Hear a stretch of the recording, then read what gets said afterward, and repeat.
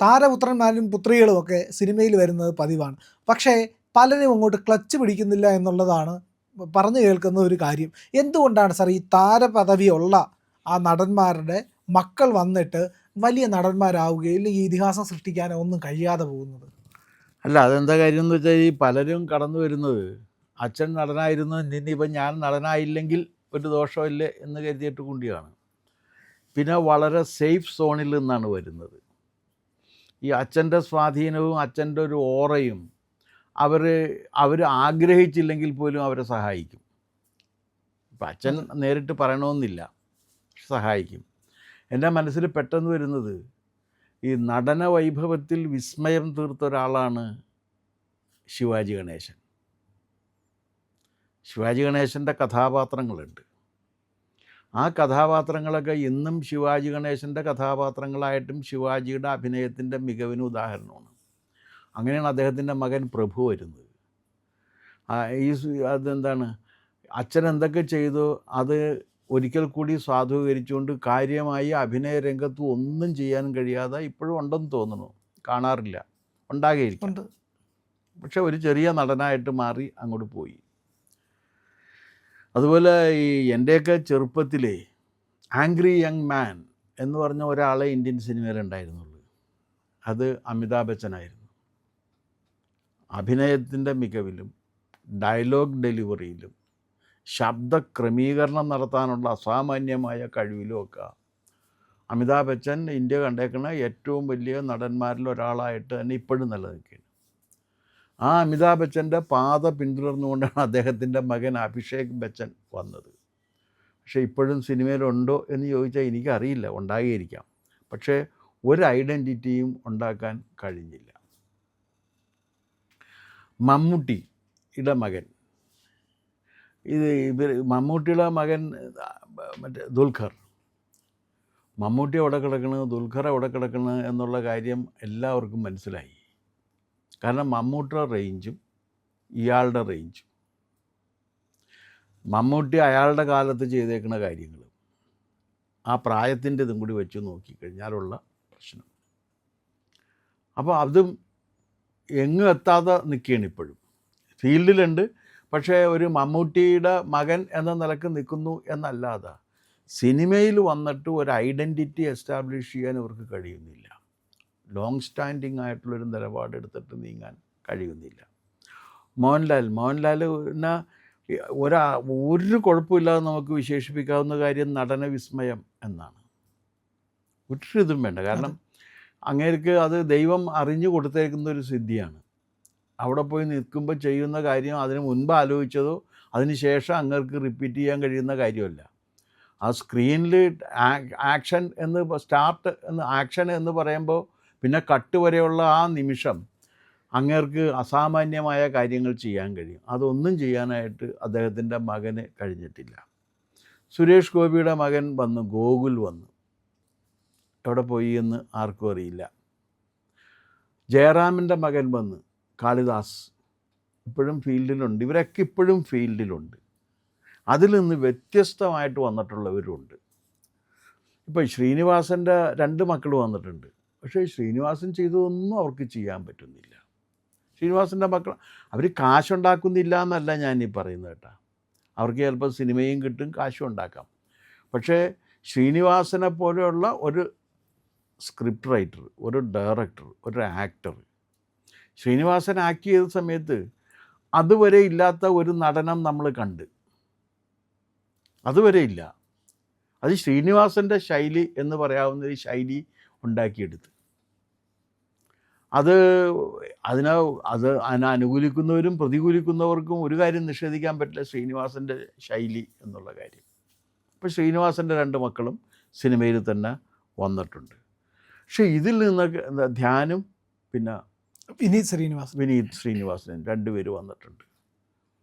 അവർ 2 പേരും മിടുക്കന്മാരായിരിക്കാം. പക്ഷേ ഈ സിനിമയിൽ ഞാൻ പറഞ്ഞു വരുന്ന ഇവരുടെയൊക്കെ പിതാക്കന്മാർ ഉണ്ടാക്കി വെച്ചിരിക്കുന്ന ഒരിതുണ്ടല്ലോ, വേണ്ട. അതിൽ വേറൊരു ഉദാഹരണമാണ് കൊട്ടാരക്കര ശ്രീധരൻ നായർ.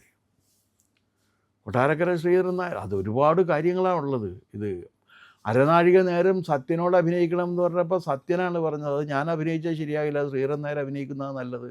അതുകൊണ്ട് ശ്രീധരനാരെ വിളിച്ച് അഭിനയിപ്പിക്കാൻ പറയുന്നു. അപ്പോൾ അയാൾ മദ്യപിക്കുമല്ലോ എന്ന് പറഞ്ഞ വഴിയില്ല, അത് ഞാൻ ശരിയാക്കിക്കോളാം. പക്ഷേ ആ ക്യാരക്ടർ അങ്ങേര് ചെയ്യണം എന്ന് പറഞ്ഞിട്ട് ചെയ്തതാണ്. അരനാഴിക നേരത്തിലെ കുഞ്ഞന്നാച്ചൻ, വേലുത്തമ്പിത, ഇങ്ങനെ എത്രയോ കാര്യം, ചെമ്മീൻ, എത്രയോ സ്ഥലത്ത്. അവസാനം ഭരതൻ്റെ സിനിമയിൽ അഭിനയിച്ചിട്ടുണ്ട്, പ്രയാണം എന്ന് പറഞ്ഞ സിനിമയിൽ അഭിനയിച്ചിട്ടുണ്ട്. അപ്പോൾ അങ്ങനെ ഓരോ ക്യാരക്ടർ വരുമ്പോഴും ആ ക്യാരക്ടർ അവരുടെ നടനം കൊണ്ട് ആ ക്യാരക്ടർ അറിയപ്പെടുകയാണ്. ആ ക്യാരക്ടർ മഹത്തായിട്ടല്ല, പക്ഷേ ഇവരഭിനയിച്ച് കഴിഞ്ഞപ്പോഴേക്കും ആ ക്യാരക്ടർ ഗ്രേറ്റ് ആയിട്ട് മാറുകയാണ്. അദ്ദേഹത്തിൻ്റെ മകൻ വന്നിട്ടുണ്ട്, സായികുമാർ. പക്ഷെ സായികുമാറിന് ഒന്നും ഇതാക്കാൻ പറ്റിയിട്ടില്ല. പക്ഷേ ഇതിൽ നിന്നൊക്കെ വ്യത്യസ്തമായിട്ടുള്ള ചിലരുമുണ്ട്. ഇപ്പോൾ സുകുമാരൻ്റെ 2 മക്കൾ വന്നു. സുകുമാരൻ്റെ 2 മക്കൾ വന്നിട്ട് അവരോട് ബാക്കിയുള്ള കാര്യങ്ങളിലെ അഭിപ്രായ വ്യത്യാസങ്ങളൊക്കെ മാറ്റിവെച്ചാലും, കാരണം സുകുമാരൻ മരിച്ചതിനൊക്കെ ശേഷമാണ് അവർ വരുന്നത്. അന്ന് അവർ കുട്ടികളായിരുന്നു, അവരുടെ വിദ്യാഭ്യാസം എല്ലാം കഴിഞ്ഞിട്ട് അവർ സിനിമയിൽ വന്നവരാണ്. അവർ സിനിമയിൽ വന്നിട്ട് അവരുടെ ഒരു ഐഡൻറ്റിറ്റി ഉണ്ടാക്കിയെടുത്ത്, ഇപ്പോൾ പൃഥ്വിരാജിൻ്റെയൊക്കെ ഐഡൻറ്റിറ്റി എന്ന് പറഞ്ഞാൽ സുകുമാരൻ്റെ ഐഡൻറ്റിറ്റിയേക്കാൾ ഒട്ടും താഴെയല്ല. അതിൽ മറ്റേ മൂത്ത ഇന്ദ്രജിത്ത് ഉണ്ടല്ലോ, ഇന്ദ്രജിത്ത് എന്നല്ലേ അയാൾ, അയാളൊരു നടൻ നിലക്ക് സാമാന്യം മിടുക്കനുമാണ് അയാൾ. ഇവരുണ്ട്. പിന്നെ ഇത് അച്ഛനേക്കാളൊക്കെ വലിയ ആർട്ടിസ്റ്റായിട്ട് മാറിയ ഒരാളെന്ന് പറഞ്ഞാൽ ജഗതി ശ്രീകുമാറാണ്. ജഗതി NK ആചാരി നടനായിരുന്നു, നാടകകൃത്തായിരുന്നു. അന്ന് ഈ ആകാശവാണിയുടെ നാടകങ്ങളുള്ള സമയത്ത് NK ആചാര്യയുടെ പേര് കേൾക്കാതെ നമുക്കിരിക്കാൻ പറ്റില്ല. തിരുവനന്തപുരം ആകാശവാണിയിലെ ആർട്ടിസ്റ്റായിരുന്നു അദ്ദേഹം, സ്റ്റാഫ് ആർട്ടിസ്റ്റും ഒക്കെ ആയിരുന്നു. പക്ഷേ ഒരു നടൻ എന്ന നിലക്ക് ഇവരെ എല്ലാവരെയും കവച്ചു വെക്കുന്ന വിധത്തിലുള്ള ഒരു കഴിവ് ജഗതി ശ്രീകുമാറാണ്. ജഗതി ശ്രീകുമാറാണ് അതിൽ നിന്നൊക്കെ വ്യത്യസ്തമായിട്ട് വന്ന ഒരാൾ. ജഗതി ശ്രീകുമാർ വന്നിട്ട് അത് ജഗതി ശ്രീകുമാർ എന്ന നിലക്ക് തന്നെ അങ്ങനെ അറിയപ്പെട്ടു. പകരം വെക്കാനില്ലാത്തൊരു നടനം നിലക്ക് വന്ന്. എന്നാൽ അദ്ദേഹത്തിൻ്റെ അച്ഛൻ വലിയ ആർട്ടിസ്റ്റൊക്കെ ആയിരുന്നു, സ്റ്റേജ് ആർട്ടിസ്റ്റായിരുന്നു. പക്ഷേ ആ സ്റ്റേജ് ആർട്ടിസ്റ്റിൻ്റെ ഇതായിട്ട് വന്നതാണ്. അത് പോലെ തന്നെ വന്നിട്ടുള്ള വേറൊരാളാണ് വിജയരാഘവൻ. NN പിള്ള എന്ന് പറയുന്ന നാടകകൃത്തിൻ്റെ. NN പിള്ളക്ക് ഒരുപാട് പ്രത്യേകതകളുണ്ട്. NN പിള്ള ഉത്സവപ്പറമ്പുകളിൽ നാടകം കഴിച്ചു, കൊട്ടകകളിൽ മാത്രമേ നാടകം കഴിച്ചിട്ടുള്ളൂ.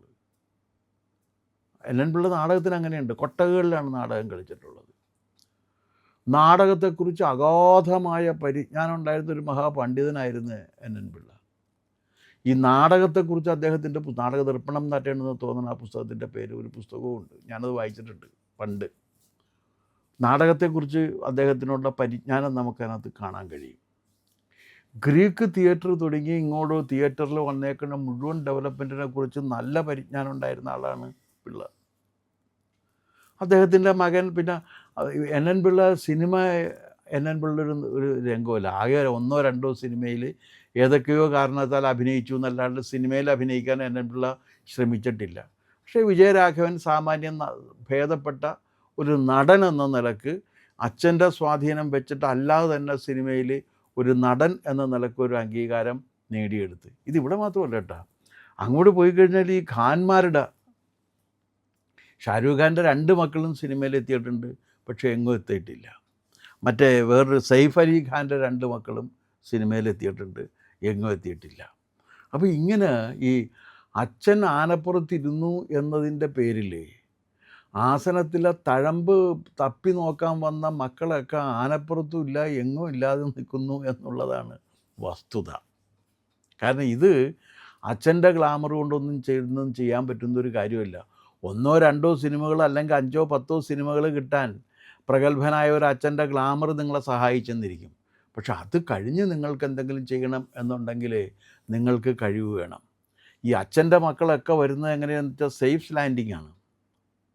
കാരണം ആ ഒരു ഓറയിൽ വന്ന് ഇറങ്ങുമ്പോൾ കിട്ടുന്നൊരു അംഗീകാരവും ഇതൊക്കെയുണ്ട്.